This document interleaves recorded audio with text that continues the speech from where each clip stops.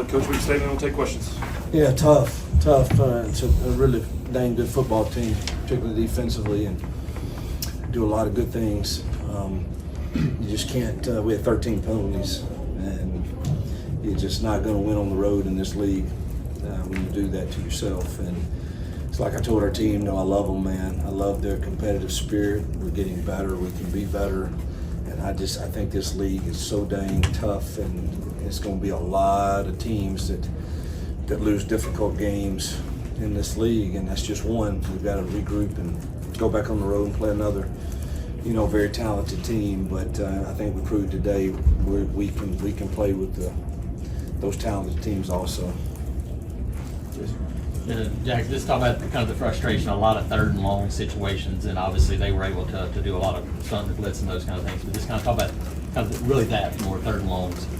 Yeah, I think going into the game, watching on film especially, they thrived in those third and long situations. And I think for us throughout the week, we emphasized being positive on first and second down. And that's just something that, some drives we did really well and some drives we didn't do well. And the drives that we did it really well, we went down, got points on the board. And the drives that we didn't, got backed up, third and extra long, they can run whatever they want and ultimately stop us. But I think for us, just, our emphasis was not being in those situations, and it kind of got us a little bit tonight.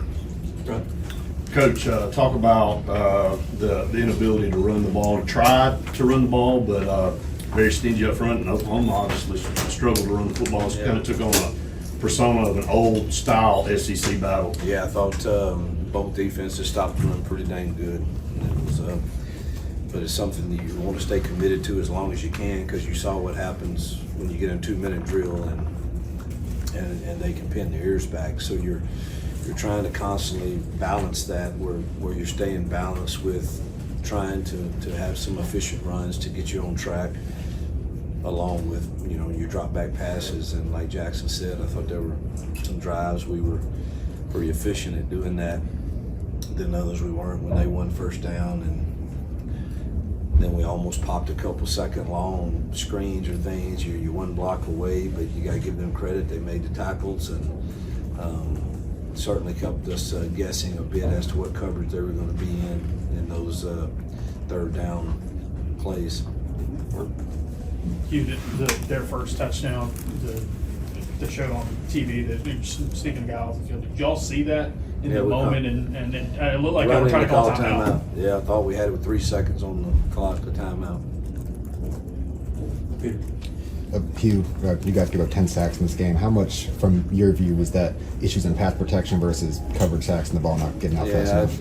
I'd rather watch the film before I say on that. Obviously, some of the credit goes to Oklahoma in their front, but that's way too many. We've got to go back to work and get that corrected.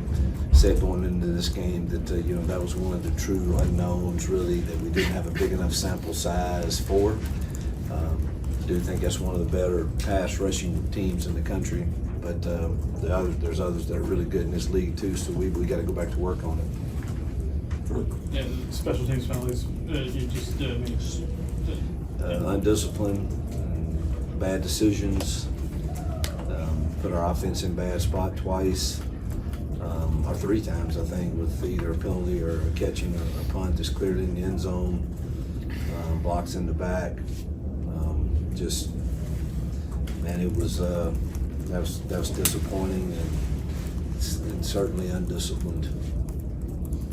Yeah, I guess for both guys, you had a couple of plays though. And the snap probably gave them their first score. Yeah. Had Cam open a couple of times behind, and then the double pass looked like it was almost there too. How frustrating is to be that close to have those opportunities and not take advantage of them? Well, these games come down to those, and yeah, it's frustrating for him, for me, for everybody when you have a chance to change the scoreboard and you don't. But those happen in playing football, and they make a long pass on their last scoring drive to win it that was iffy. Whether or not it was completion or not, I don't know, but that's those plays, man. Just 1 or 2 can certainly, whether it was our muff punt deal that gave them their first score, whether it's we miss a pass here or a block here. I mean, they're vital in games like this. Joe. Jackson, what did you think of the way Cam played? Yeah, I thought he played awesome tonight.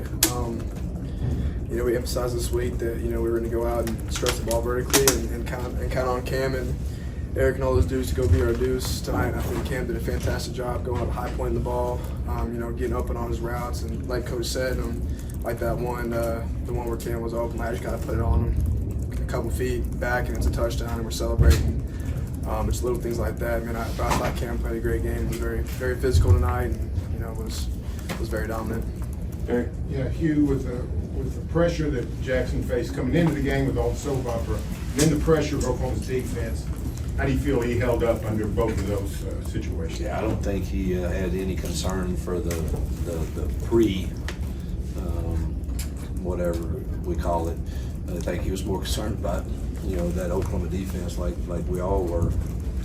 And so, I mean, that was tough sledding. We'll have to watch the film to see some of the early sacks. Could he have gotten it out? I don't know. I mean, those late ones that's a hard ask. 32's going to do that to a lot of teams in a 2-minute drill. Hugh, the defense, you could talk about last week, needing to play a lot better than they did last week. Looked like they obviously did in this game. What did you think about I thought they competed their tails off, and about the muff punt and the overturn on the scoop score. I think those two things, our defense probably holds them. I don't know, y'all can figure it out what it would be, but those are two critical plays in the game. Yet our defense, they held, they played really good. We busted some coverages and with those young kids back there, but I think it's probably down from what it's been.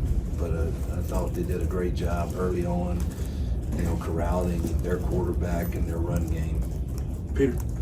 Hugh, on that play early in the game, the scoop and score that was overturned, what did you see on that play, and what was the explanation that you were given? I saw him bobble the catch initially, then gain possession of it with 2 hands right here, run 2 steps, us tackle, and him roll over the back of us, and the ball come out.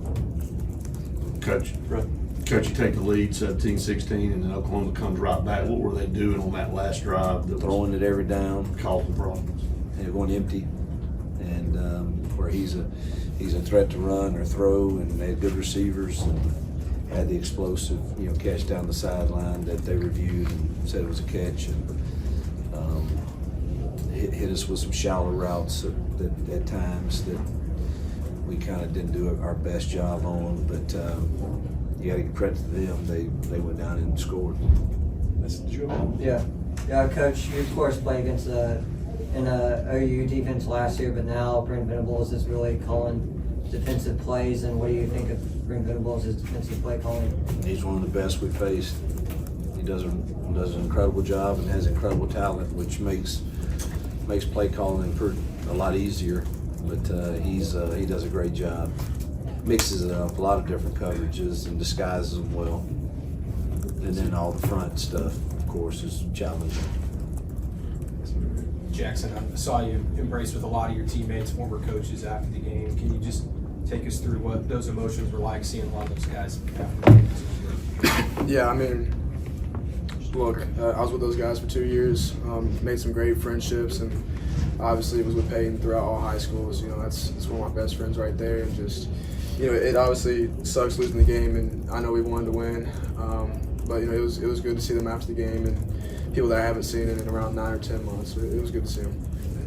Coach, what are you going to tell the guys to, encourage them and motivate them to turn it around on this next game, this upcoming weekend? Yeah, that's what I already told them in the locker room, and we rehashed Monday morning is, hey, we lost a tough one on the road in a very good conference against, a highly ranked team, and we didn't play our best and had a chance to win it. So we kind of have a saying now, it's what's our response? Good.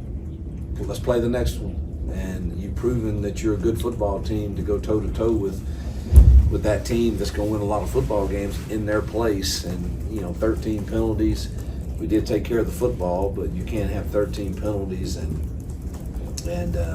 special teams play like it did and put us in the hole all night long against that defense, and give it to them wherever it was that they got it on that offensive possession that they scored on.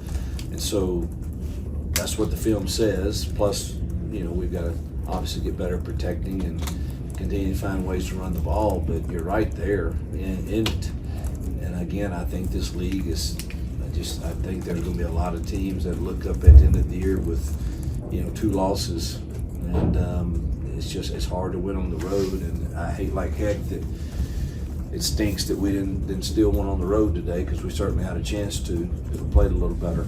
And but we got next week to rally back and then try to hold serve at home. Joe and then Ferg will finish. Hugh, you mentioned this in your opening remarks, and just then, why do you think there's going to be so much parity in the SEC? I watch games. I look at Georgia, Tennessee, the ones that have been played thus far. Vandy, South Carolina, whatever happened there, Vandy must be playing really well, and obviously they can beat you on a given night. But I think you look around Arkansas, Ole Miss, all those games, teeter on going one way or the other. And I just think there's enough talent now with the NIL world and everything that's going on with that. If you get in a game and you start playing well, certainly if a team turns it over a couple times or not, or has a lot of penalties like we did today, all of a sudden you find yourself in a place to win it. Everybody has good enough players to beat you on a given day, including us. So that's why I'm convinced that I think there's going to be some 2 lost teams that are hopefully sitting in a pretty good position, maybe 3 lost, who knows. Only 13 carries for the backs tonight. Was that something you weren't getting the looks that you wanted, or something that their defense was doing? We were struggling to get push.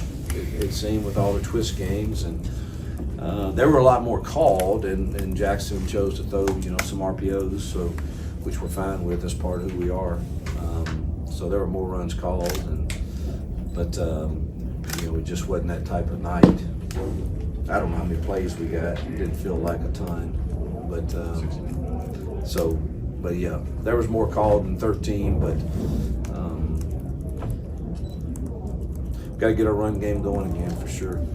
Sorry, I missed Nathan in the back. Yeah, just real quickly, did you see in real time that play with Satega on the outside, and did you get an explanation from the officials? Which one is that? They're stuck on his first touchdown. The one we were trying to call timeout? And they pretended to sub him off the field. Yeah. Did the officials say anything to you about that? I guarantee you, well, I better be quiet. Said they didn't hear us trying to call timeout. And we'll see. We were instructed all off season about deception plays and things, so we'll see what's said. I really don't know what will be said about that. All right, thank you, Coach. Thank you. Nice.